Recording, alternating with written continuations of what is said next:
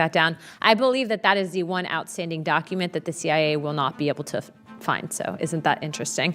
I'd like to now recognize Mr. Garcia for 5 minutes. Thank you, Madam Chair. Ms. Coe, I want to just start. Thank you. I know you're an experienced historian. You've written a biography, of course, of President Kennedy. For me, I'm always interested. I'm a big believer in the notion that the FBI and the CIA, particularly in earlier versions, have been and overclassified an enormous amount of information, not just on the topic of President Kennedy's assassination, but just throughout the government. And there's a lot, I think, to criticize those agencies and a lot that the American public should be concerned with in the way they have influenced and tried to influence American policy and world events throughout the decades. I think that part is clear. I also think it's important. Before taking this job, I a longtime educator, was on the faculty, done an enormous amount of research. For me, following facts and ensuring that we are sticking to facts is really important, even as we seek to gain more clarity about historical events. And so I appreciate that.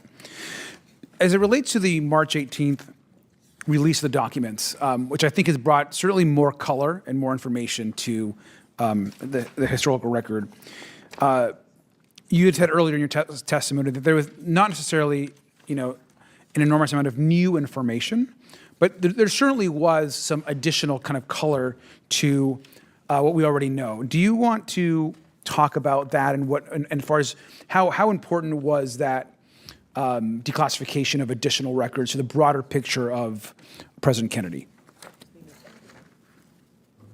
Thank you, and thank you for this time and these questions. I have to say that I am a little bit concerned about the way certain theories were presented as facts on the panel, and that there's a lot of demand for more information, which is always good, but it's based on the pretense that what has been found has radically changed everything.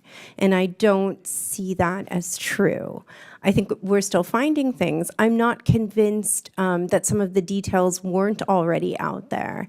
There have been leaks, there has been access. So I do think that this idea of a grand conspiracy, I do think that, and I'm glad that we can all agree that there was incredible overreach in the mid-20th century and for some time.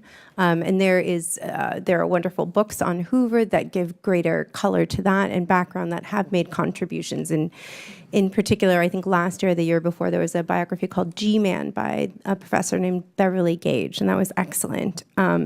What I find to be an interesting disconnect here is that there is so much concern about cover-ups with the CIA when it comes to Kennedy, and I don't see that same concern being translated to Martin Luther King and to his records.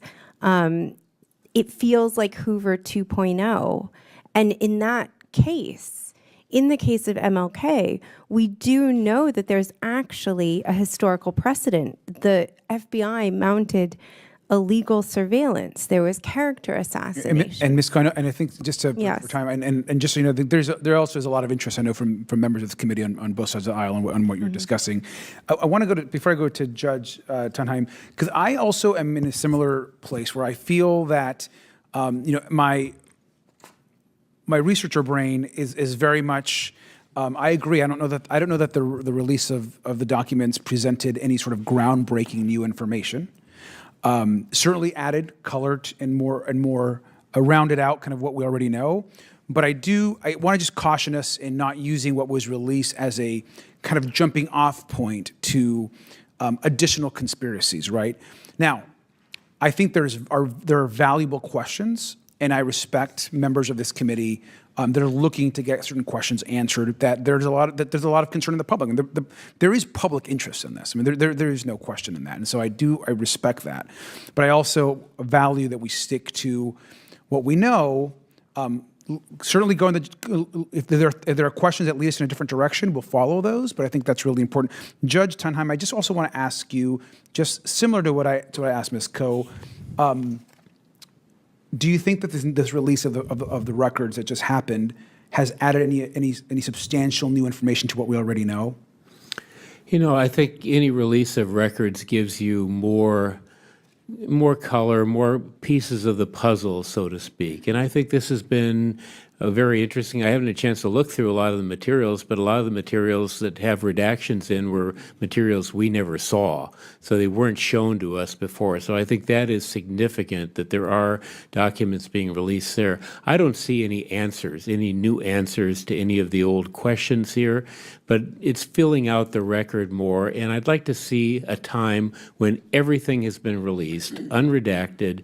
It's 60-some years since the assassination. The assassination was closer to World War I than we are to the assassination. Let's release the materials, and that's my plea here, is just get everything out, let people decide what they want. Well, thank you, and with that, I yield back. Thanking Rep.